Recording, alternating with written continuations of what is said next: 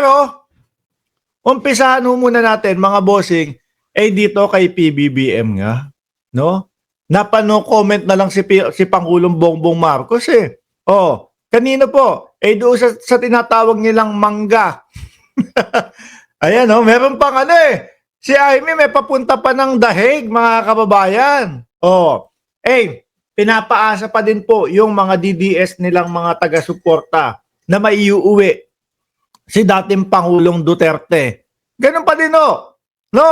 Patuloy pa din po nilang pinapaasa yung mga uto-uto. Ano sabi tuloy ni PBBM?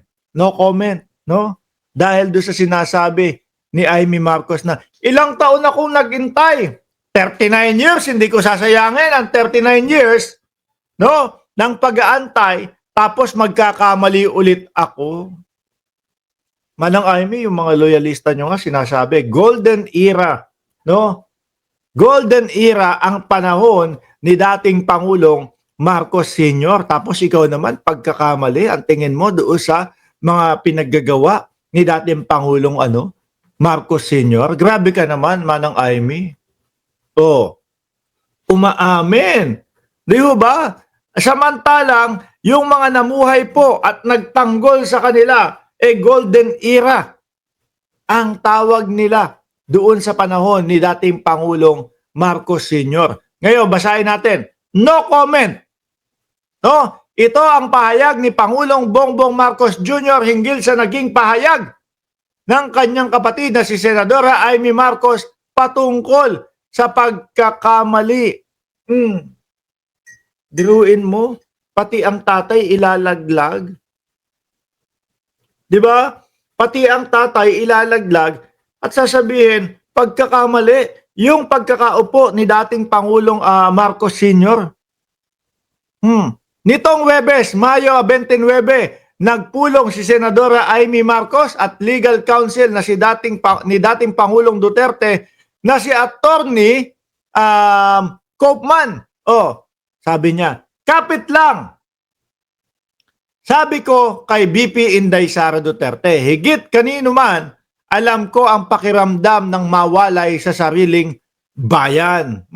Kaya't simulat sa pool, alam niya ang laman ng aking puso patungkol sa di katanggap-tanggap na sinapit ni PRRD. Madam, baka akala nyo gusto ng mamamayang Pilipino na umuwi si dating Pangulong Duterte. Hindi ho. Ang gusto tapusin ni dating Pangulong Duterte yung paglilitis sa kanya diyan sa dahig. Yun ang gusto ng bayang Pilipinas, madam. Kayo-kayo lang po. Iilan lang po. Di ba? Ako nga ho sabi ko, mas gusto ko na nandoon si Pangulong Duterte o dating Pangulong Duterte. Bakit to? Kasi kung nasa Pilipinas yan, lalo na nung kasagsagan ng eleksyon, baka nung kasagsagan pa ng eleksyon mamatay si dating Pangulong Duterte. Biruin mo, pagod na pagod yun, araw-araw yun. Kakayagin, pipilitin nung kanilang mga tumatakbong senador. Di ba? Hindi ho kagaya dyan sa dahig, nililitis na siya, umaandar na yung kanyang kaso, nakapahinga pa siya, tulog pa ng tulog. Kaya ang gusto ng mamamayang Pilipino, nandiyan si dating Pangulong Duterte.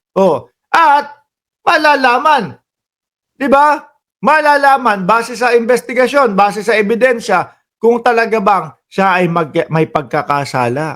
Pero yung sasabihin mo na ang dating presidente ay pagkakamali o yung tatay mo pagkakamali, wait lang po, Madam Amy. Gusto mo makuha, mabalik ang tiwala ng mga loyalista sa inyo. Tapos ganyan yung sasabihin nyo? Ano po? Eto mga bossing. Tuloy ko Kapit lang, sabi ko kay BP Sara Duterte. Higit kanino man, alam ko ang pakiramdam ng mawalay sa sariling bayan. Kaya't, simulat sa pool, alam niya ang laman ng aking puso patungkol sa di katanggap-tanggap na sinapit ni PRRD. Ngunit narito tayo ngayon. Tayo hindi upang magdrama, kundi para sa solusyon. Narito tayo upang umaksyon. Hindi ako naghintay ng 39 years para lang magkamali muli. Ibig sabihin, no, mga kababayan, ang sinasabi ni Amy Marcos dito ay wala. Talagang inaano niya, talagang sinusuportahan niya. Sinusuportahan niya ho, mga kababayan, yung mga kumakalaban kay dating Pangulong Marcos Sr. Hindi ako naghintay ng 39 years para magkamali muli. Hanggang ngayon no, simulat sa pool, mga loyalista, kaya nga po naibalik. No? Kaya nga po naluklok si Pangulong Bongbong Marcos bilang presidente, mga kababayan, ay dahil po sa legasiya ng dating Pangulong Marcos Sr. Tapos sasabihin ni Amy Marcos, hindi ako naghintay ng 39 years para magkamali muli. Di po ba? May Marcos na natuto sa kasaysayan. Narito ako hindi para sa isang tao. Yun ang nakikita ng bayang Pilipinas. Kayo ni Inday Sara Duterte. Nandiyan kayo, no? Para sa isang tao. Biruin mo nga yung ating vice-presidente. Nagagampanan pa ba ang tungkulin niya bilang vice-presidente? Wala, para laboy na lang unang laboy. Di ba? Parang isa na lang po ang inaatupag. Walang iba kundi ang dating Pangulong Duterte na lang po ang inaatupag, mga kababayan. Di ba?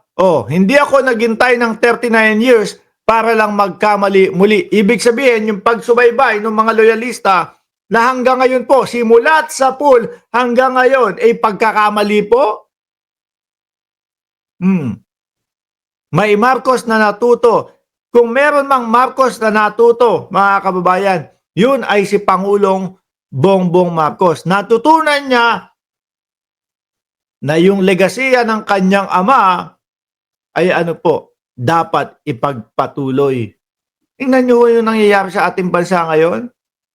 Alisin mo yung mga Duterte, alisin mo yung mga DDS, tahimik ho ang ating bansa. Di ba, Inamo TV? Di na matutuloy yung impeachment. Mukhang ganyan kasi yung gustong palabasin ng mga taong nandiyan, no?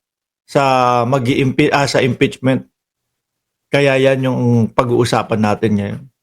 Narito ako para sa isang tao. Narito ako hindi para sa isang tao, kundi para sa sambayanang Pilipino. Dagdag ni Amy Marcos.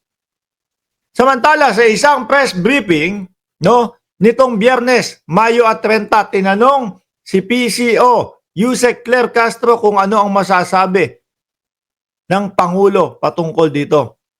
Sabi dito, masaya po na umaamin po si Senator Amy Marcos sa kanyang mga pagkakamali. Pero nung akin pong tanungin ang Pangulo patungkol po dyan, ang sinabi niya po ay no comment. Minsan mapapaganyan ka na lang kay Amy Marcos No?